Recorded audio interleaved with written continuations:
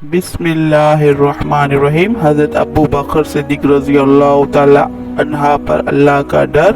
हज़रत अबू बकर सिद्दीक़ अहले सुन्नत अंबिया के अलावा तमाम दुनिया के आदमियों से अफजल है और इनका जन्नती होना यकीनी है कि खुद हुज़ूर सल्लल्लाहु अलैहि वसल्लम ने इनको जन्नती होने की बशारत दी है, बल्कि जन्नतों की एक जमात का सरदार बताया गया है और जन्नत के सब दरवाज़ों से उनकी पुकार और बुलावे की खुशखबरी दी है।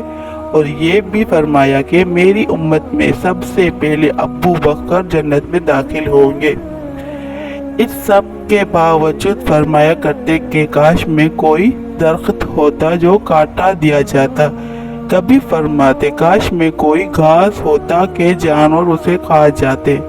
कभी फरमाते काश में किसी के मोमेंट के बदन का बाल होता।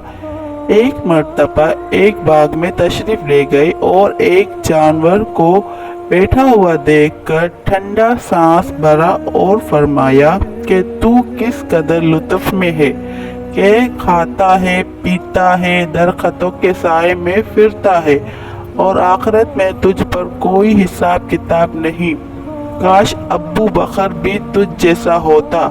राबिया कहते हैं कि एक मर्तबा किसी बात पर मुझ में और हजरत अबू बकर सिद्दीक़ रज़ी अल्लाह ताला अन्हा में कुछ बात बढ़ गई और उन्होंने मुझसे कोई सख्त लफ्ज़ कह दिया जो मुझे नागवार गुजरा।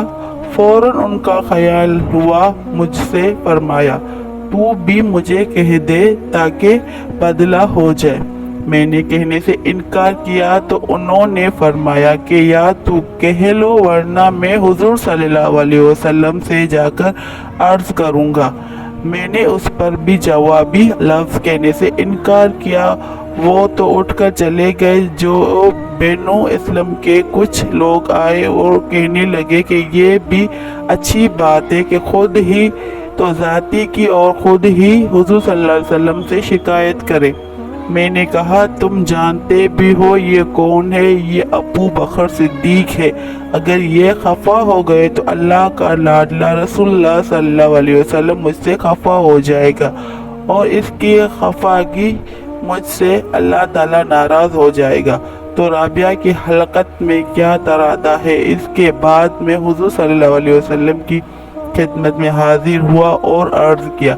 हुजूर सल्लल्लाहु अलैहि वसल्लम ने फरमाया कि ठीक है, तुझे जवाब में और बदले में कहना नहीं चाहिए, अलबत्ता इसके बदले में यूं ही कहे कि ए अबू बकर तुम्हें अल्लाह माफ़ फरमा दे। ये है अल्लाह का खौफ। हज़रत अबू बकर सिद्दीक़ रज़ी अल्लाह तआला अन्हा को बदले का इस कदर फिक्र और एहतमाम हुआ कि अव्वल खुद दरख्वास्त की और फिर हुजूर सल्लल्लाहु अलैहि वसल्लम के वास्ते उसे उसका इरादा फरमाया कि राबिया ये बदला ले ले।